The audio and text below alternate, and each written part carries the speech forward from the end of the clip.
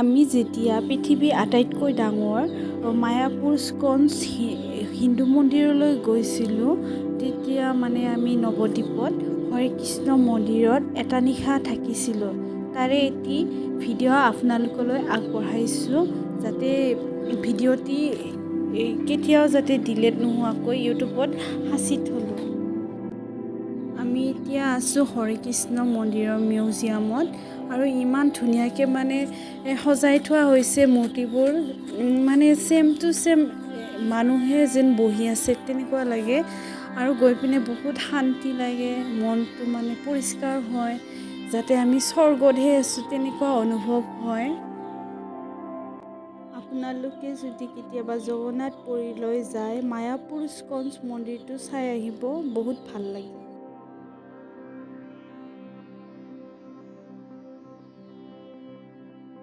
মায়াপুৰত বহুত ডাঙৰ ডাঙৰ হৰে কৃষ্ণ মন্দিৰ আছে, গৈ পিনে বহুত ভাল লাগে আৰু গোটেই মায়াপুৰখনে মন্দিৰ, চব মন্দিৰে মন্দিৰ, ডাঙৰ ডাঙৰ মন্দিৰ আৰু তাতে মানুহ থাকিবও পাৰে, খোৱা লোৱা চব সুবিধা আছে।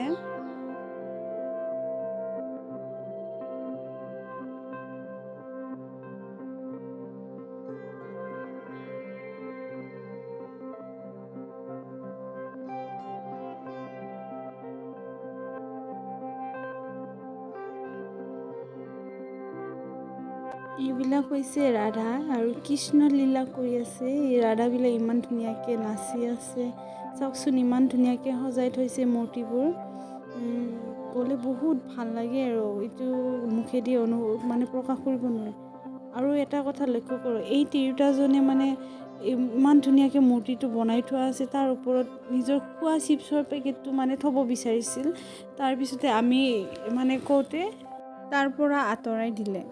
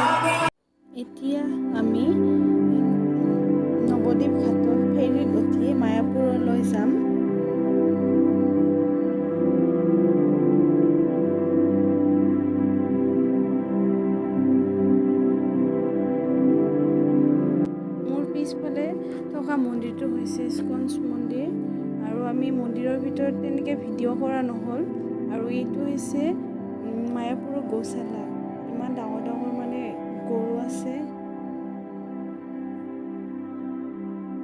এই গৌশালাখনত পিয়ৰ ঘি মাখন দৈ আদি সকলো পোৱা যায় তাতে খাবলৈ বিচাৰিলে আপোনালোকে খাবলৈ পাৰে